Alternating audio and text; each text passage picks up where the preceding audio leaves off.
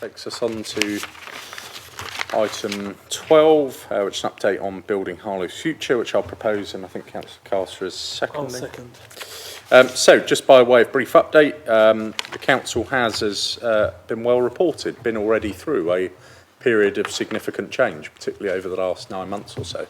And actually, in that time, we have changed an awful lot, not just our internal structures, but much more besides. And that has now put us on the footing to be able to look forward and focus on delivering a plan that I truly believe can change this town for a generation. And I think this plan is a clear and well articulated one.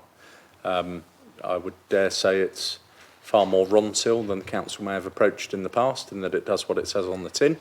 It's extremely clear what we intend to do over the year ahead, and as such that comes with increased accountability.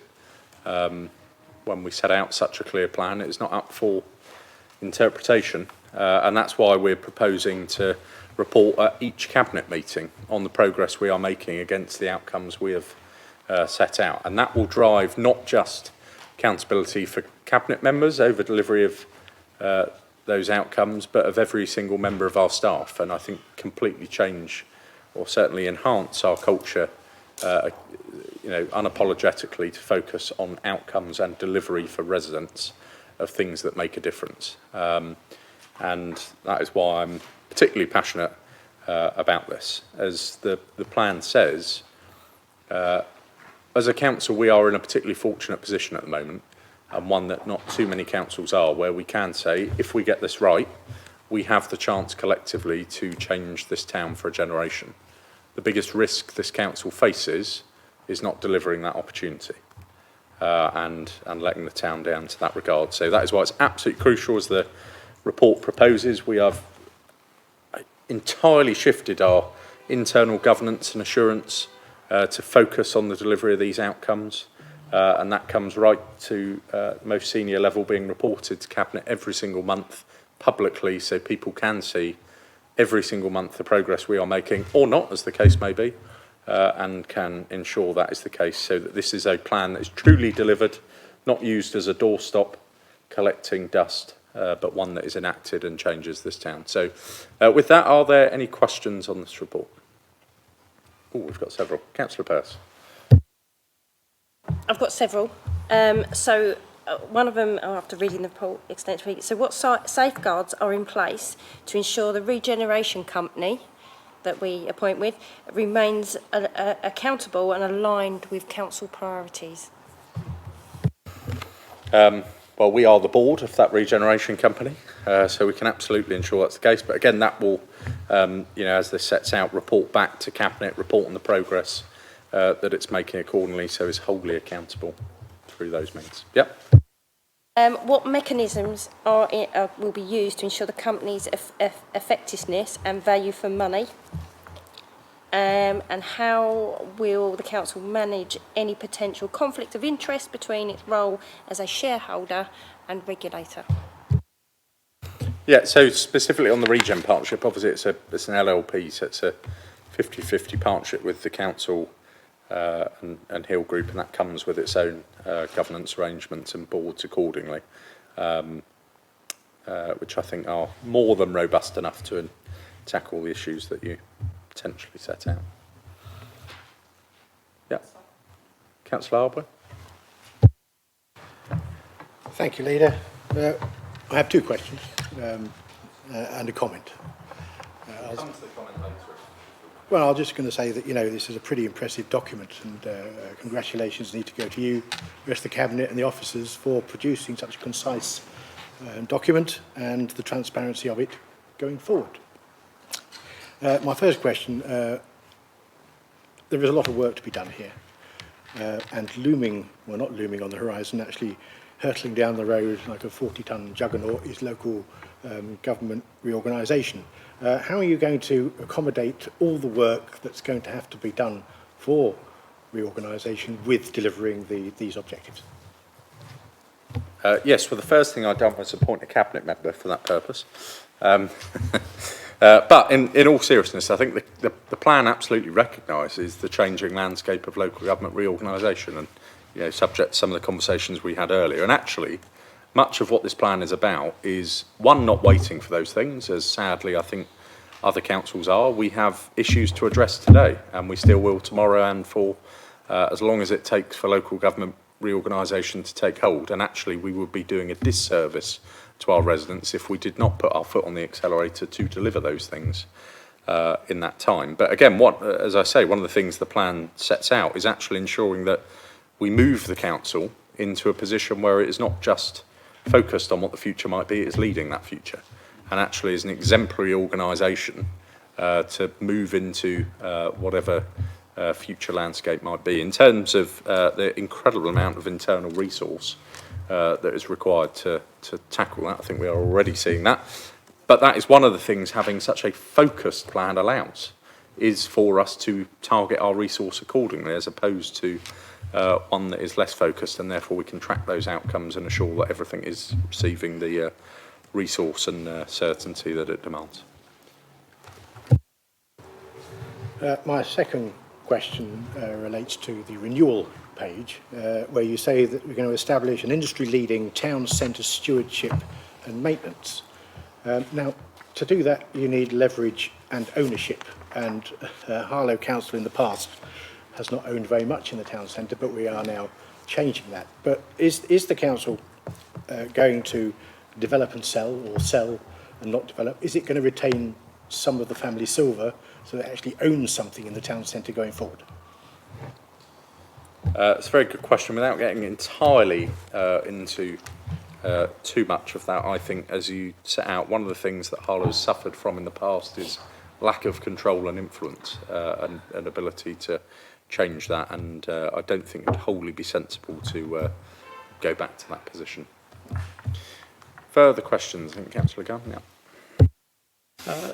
Thank you. Two topics I want to cover. First of all, under Rebuild Town, it sets out that this year we'll do a heck of a lot. I won't list everything that we're seeking to achieve. How are we going to make sure that we stay on track for that highly ambitious target, and how are we going to keep residents informed of that progress as we're making it? Yeah, so again, I mean, across all 6 missions, this is without doubt a very ambitious plan. There is a great deal to deliver. But as I say, internally we are entirely shifting the whole organisation, every single member of staff and obviously cabinet member, to focus on delivering these things and solely these things. And what's set out in the delivery section of the plan about assurance and accountability to that regard, the fact that, as I say, recommendation in this report is a monthly report to cabinet, so we are well on top of the progress thereafter. The other thing that I think is incredibly important in terms of communication is that we have nailed our colours to the mast in terms of what it is we intend to deliver, and therefore what we ought to be reporting is either progress or not against that plan, and that ought to simplify our message to residents and what it is we are telling them we are spending their money on, and what we are using their mandate to deliver. Yep. And a second question, if I may, which is under Secure Our Future. It talks about embedding a new approach to inclusive growth, working with diverse local groups and stakeholders, ensuring everyone's voice is heard. How important is that? How do we deliver that? What can we do to make sure that that's a reality and that everyone in Harlow feels that they are part of this process? Yeah, and in all seriousness, politics aside, back to the questions that we started with, there are some residents in the audience who I think have done a great deal in terms of promoting consultation and inclusivity of residents in these things, which I'm more than happy to say the council has not done a good enough job on for a very long time. That's why we've established a very clear outcome that when the scale of growth we are talking about, the scale of change that we are talking about, the purpose of doing that is for those residents. It's not for, dare I say, although we are all residents, we are a pretty small portion of those which we hope will benefit from some of these things. And that's why a far more inclusive approach to that growth is absolutely crucial to delivering that. So you will see in the months ahead being reported to Cabinet, again, the absolute clarity of the projects we're setting out to achieve that outcome and how we're getting on with them. Any further questions, Councillor Leppard? I think that, this is a very impressive and very timely document. My question is really, I think it is very important that residents are made aware, and what sort of ideas do we have to divulge this so that people do actually see what our missions are? I know I don't expect any simple answer to that, but I do think it's vitally important to get proper engagement and understanding. Yeah, and again, without getting into too much of it, there is some very specific things throughout the document to that regard. I'd certainly draw your attention to the outcome in the Transform mission, where it says about reimagining our approach to communication with residents, moving to a more modern approach so it's easier for you to hear from us, and importantly for us to hear from you, which I'm sure will be music to the ears of some people here this evening. But again, what you will see in the reports coming to Cabinet in future months is how do we take that outcome, what is it we're actually changing, and the progress we're making to deliver those things accordingly. Any further questions, Councillor Edwards? How do you expect the public to believe that you're being transparent when your answers to questions that are raised by the public are far from transparent?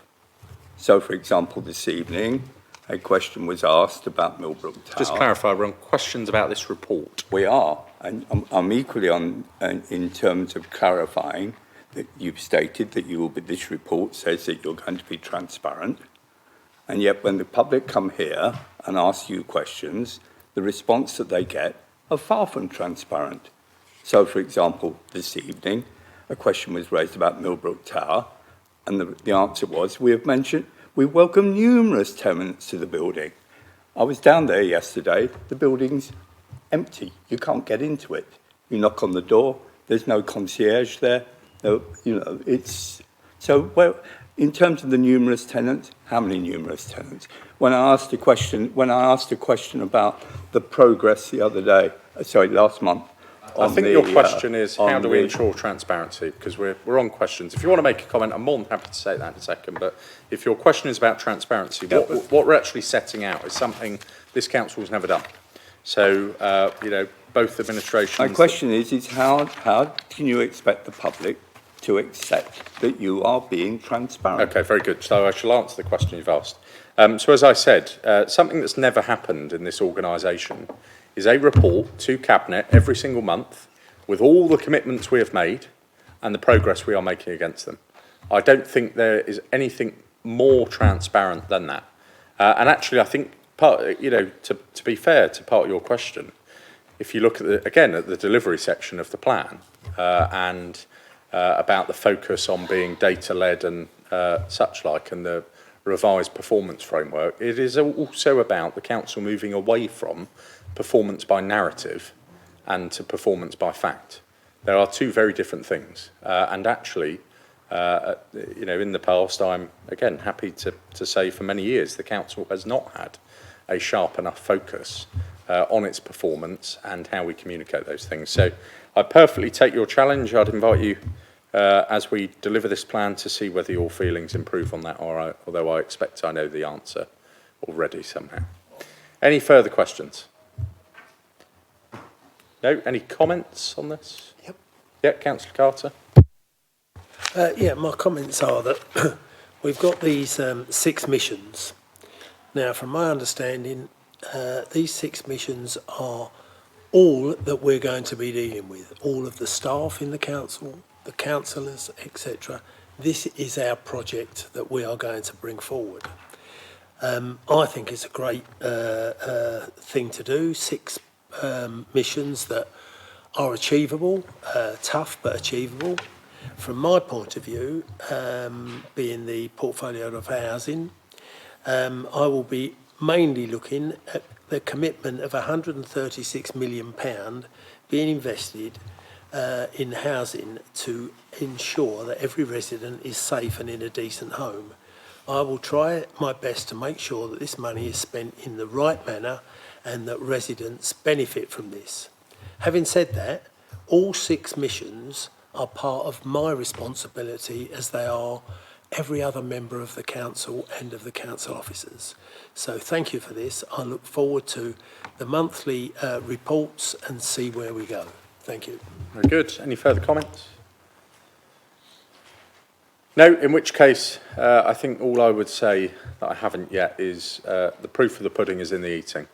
And over the coming months, I hope that we will be reporting significant progress against this plan, because genuinely, politics aside, I would hope there is nothing within that plan that people would disagree with, that people wouldn't want to see realised. There may be challenge about whether it's overly ambitious or whether it will be delivered, but that's why I say the proof of the pudding is in the eating. And actually, the judge of that success is not anyone in this room, it's the people that elect us. So, with that, if we move to the recommendations that are set out on page 15, are they agreed?